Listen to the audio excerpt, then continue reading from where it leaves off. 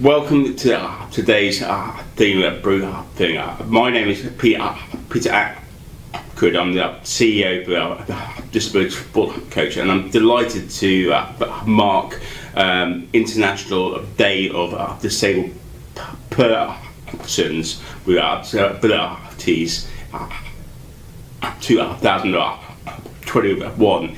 International Day of Persons with Disabilities, a global awareness day designed to promote the understanding of disability issues and mobilises the support for the rights and well-being of disabled people across the world.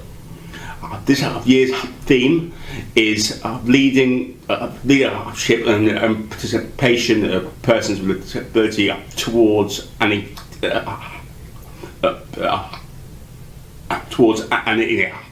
inclusive, accessible and sustainable post-COVID-19 world, which is so important at the moment as we look to go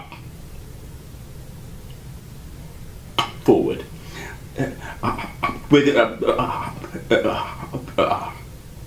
us, Disabilities Sport Coach, we've seen through our members and everything else that the impact of COVID-19 has had on the disabled community. And so we wanted to share some of these insights with you. For those that know us or already Disabilities Sport Coach, charity specialising in, of course, roots in inclusive sport. Our vision is a country where all people who got the opportunities to be physically active, and such our mission is to create a worthwhile sport opportunities that got a positive impact on the disabled people's lives. Since 2013, we have been providing inclusive community sport provision in London, from coaching in schools to running up 14 community clubs across the capital. Alongside our busy schedule of disability sport sessions, we've also campaigned on several core issues that the disabled community face. Every winter we run a flagship Christmas campaign. That is really probably the prevalence of loneliness and isolation among disabled people. Since the COVID pandemic, this has been more relevant than ever. Did you know that disabled people are 4 times more likely to experience chronic loneliness than non-disabled people? This is a complex challenge that over 67% of our community club members face, and yet little has been done societally to really address the fact that the COVID-19 pandemic has not been equally impactful for everyone. Community networks and activities are vital for disabled people in preventing isolation, but social distancing measures all but shut down these services, along with social care and, of course, sport. We all know how vital physical activity is for maintaining physical health and also mental well-being, but for many disabled people it's also a key opportunity to get involved in their local community, make friends and maintain social skills.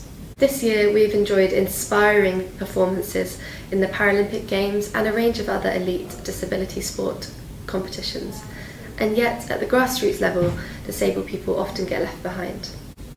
Sport England's Active Lives survey found that there's been a 2.1% reduction in activity levels among disabled people since the pandemic began, compared to just a 1.5% reduction among non-disabled people.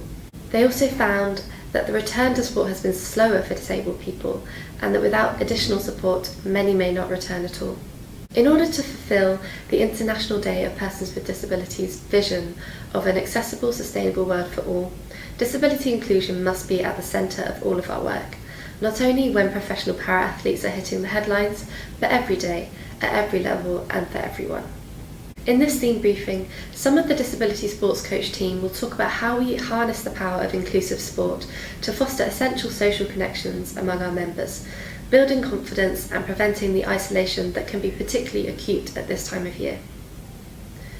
You will also hear from members and ambassadors about how inclusive sport has been transformational in their lives, and why it's so important that we all keep working to ensure that the world of sport is the inclusive, positive place for everyone that it should be, now and going forwards as we recover from the COVID-19 pandemic. Last year, COVID-19 saw the UK experiencing a Christmas like never before. The impacts of this were far-reaching, from families being unable to celebrate together to businesses suffering a loss of income during what would usually be their busiest time of year. But for disabled people, the pandemic was even more significant. Many of the 14.1 million disabled people across the country were forced to self-isolate for most of the year due to being in high-risk categories, and all missed out on services and social events that provided a vital support network in their lives. Sport England's Active Live survey also found a 2.1% decrease in activity levels among disabled people since the pandemic hit, compared with a 1.5% drop among non-disabled people. It also found that those with a disability or long-term health condition saw no recovery across mid-March to mid-May 2021, compared to the full first lockdown during the same period in 2020, remaining 7.1% down on 2019. This suggests a return to activity may be slower for this group and, without additional support, may not return. For millions, this was detrimental. One of the core challenges facing disabled people is isolation. In fact, disabled people are 4 times as likely to experience chronic loneliness than non-disabled people. But with social distancing measures in place and at what can be one of the loneliest times of the year, this was exacerbated even further. Sport England also found that increases in loneliness since COVID-19 have been higher in disabled people than the non-disabled population. Overwhelming evidence demonstrates the positive impact that exercise has on both physical and mental health for many disabled people who often face barriers to being active and therefore are more likely to be at risk of certain health conditions such as heart disease, type 2 diabetes and so on. But, promisingly, 7 out of 10 disabled people want to increase their physical activity. With guidelines relaxed and vaccines rolled out, disabled people can finally get back to the activities they enjoy and celebrate the festive period for the first time in 2 years. We are #making Christmas count and giving disabled people the experience they deserve this year. At Disability Sports Coach, we run 14 community clubs across London to provide disabled people with the opportunity to engage in regular, inclusive sport in safe spaces within their local communities. These award-winning clubs are pan-disability in nature and provide multi-sports activities for adults and children aged 8 and above. At each session, members are able to enjoy sports adapted for their individual impairments or needs, developing essential elements of physical well-being such as fitness, flexibility, agility, strength, and more. Our sessions also play an important role in helping reduce isolation, improve social skills, and raise self-esteem amongst our members. They also build skills via volunteering pathways, which can help members to get involved in their community, whether through employment or local groups. Another key element of our work in disability sport is providing inclusive sports coaching. Our coaches are trained in adapting sports provision for the full range of impairments and needs, so so that everyone can enjoy the benefits of being physically active, whether in a disability-specific group or in a mixed integrated setting. We go into communities, workplaces and educational settings to provide inclusive sports coaching for disabled people who might otherwise not have access to tailored support, demonstrating that it is possible to involve all disabled people in activity provisions and giving them the opportunity to enjoy sports with their peers in an inclusive setting. Our team also trains sports coaches and teachers on how to better provide for disabled people within inclusive sessions and also give them that firm understanding of the barriers which a lot of disabled people face in taking part in sport. The training allows disability awareness to become more embedded throughout our communities, making inclusion the norm and building a society where no one is excluded or isolated from the social opportunities that sport provides. The impact of the project has been really clear. 94% of individuals who recently completed our e-learning course said they now feel confident in supporting disabled people to take part in sport and physical activity. Since the COVID-19 pandemic arose, we recognised that many disabled people did not feel comfortable returning to inclusive sport, even after social distancing measures were relaxed. That's why we developed our Active at Home programme, which allowed people to get active from the comfort of their own homes, safely and with their families. The programme features a PDF of inclusive sport activities that we sent out to thousands of disabled people, and it's also available online.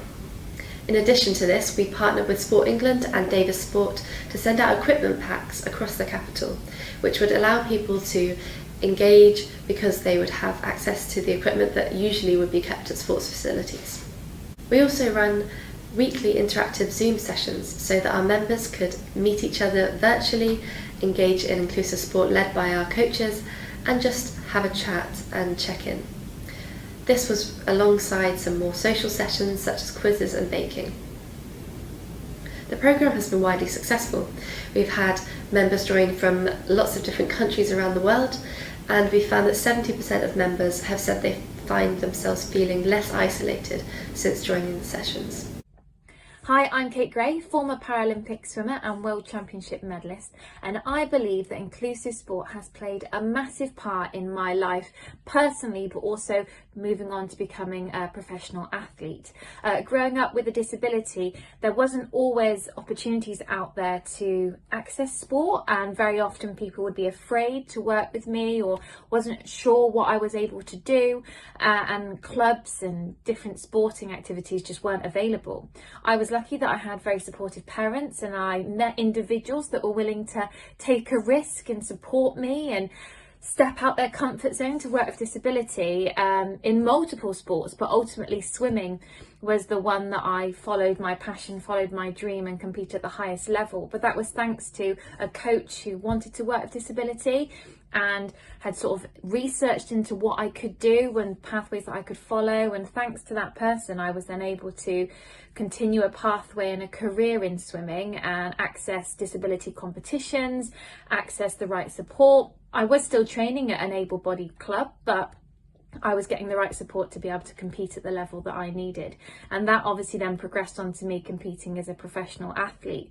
And thankfully, once I got onto sort of that professional athlete trajectory, there was really amazing inclusive sport support for me out there. I joined the British swimming programme just at the time when they were starting support disability and Paralympic athletes. So for me, I was then supported all the way to the very top of my career, and had an amazing time representing Great Britain for 10 years and Paralympic swimming across the world. So that was a really special time for me.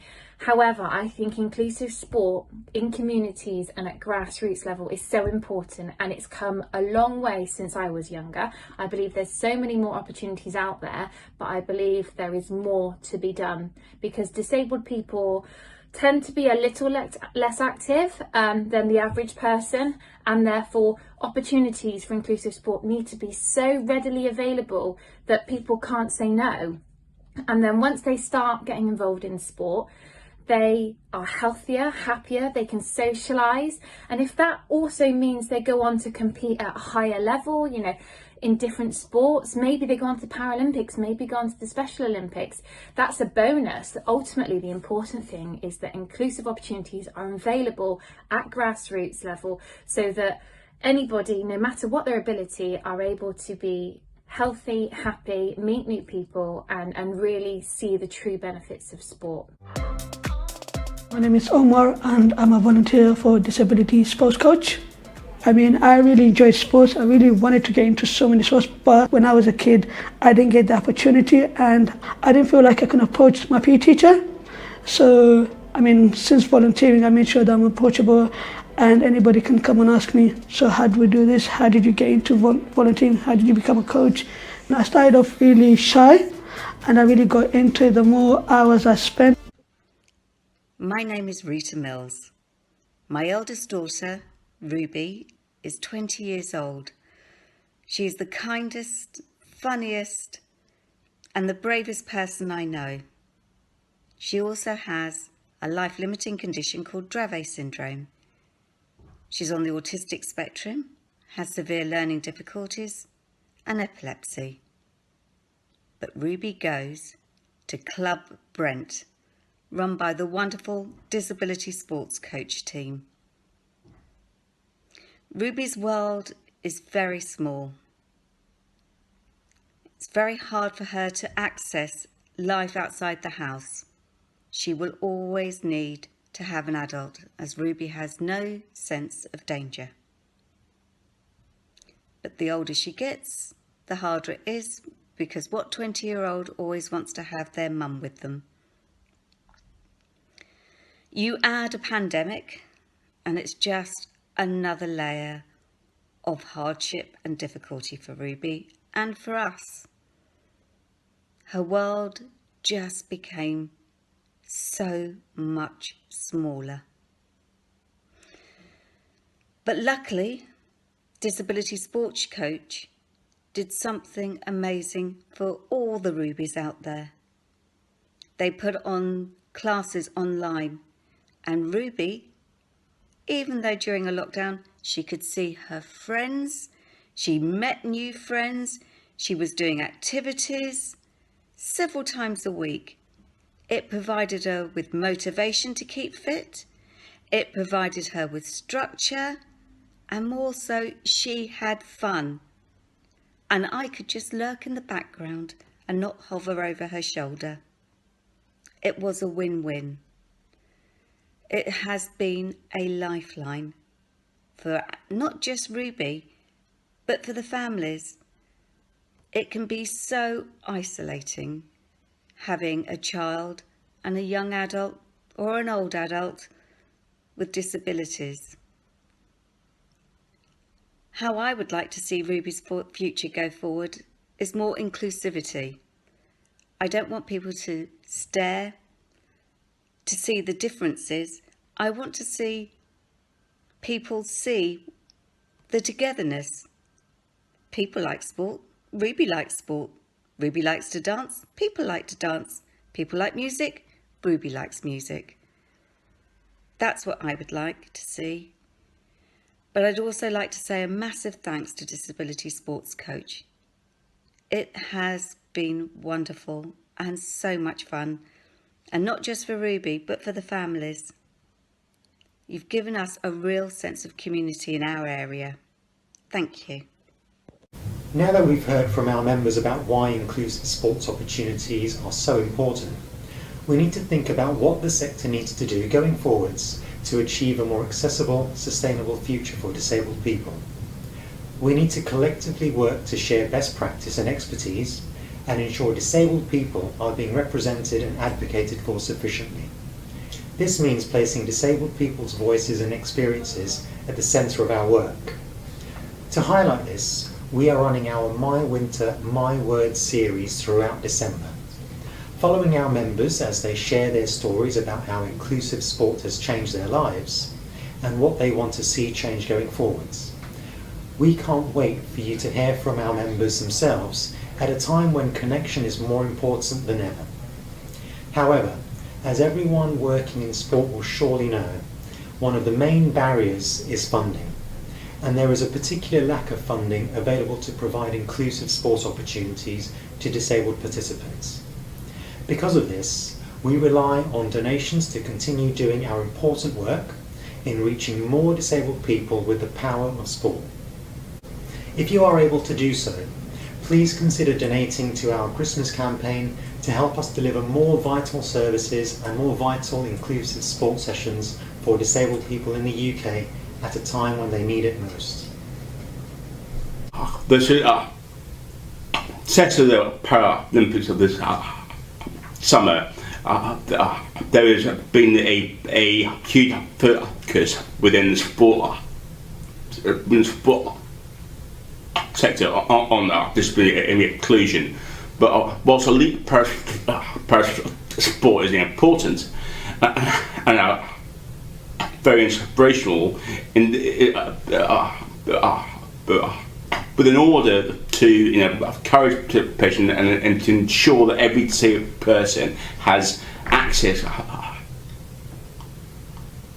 to life-changing benefits of sport, it is equally imperative that they are supported at every level. Thank you for listening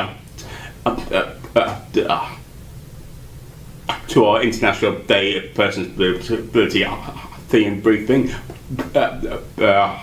We hope that the session and that our work over the upcoming month will shed some light on the impact of inclusive sport for disabled people, so that 2022 can be more accessible and sustainable year of sport for all.